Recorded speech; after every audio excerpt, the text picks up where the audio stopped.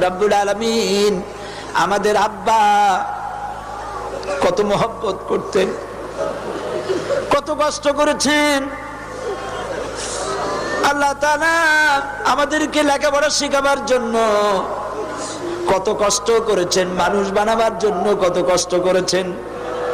আমাদের জন্য ঘর বাড়ি বানায়া জায়গা জমি কিনে রেখে সবগুলি থুয়ে খালি হাতে চলে গেছে বাবা।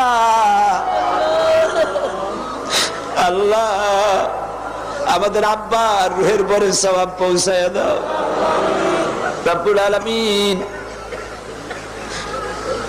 এখন তো আর বাড়ি গেলে নাম ধরে কেউ ডাকে না। আয় আল্লাহ, আমাদের আব্বা যত গুনাহ করেছি জানা অজানা সমস্ত গুনাহগুলি আল্লাহ তুমি সাইয়্যাতগুলি হাসানাত দিয়া বদলাইয়া দাও।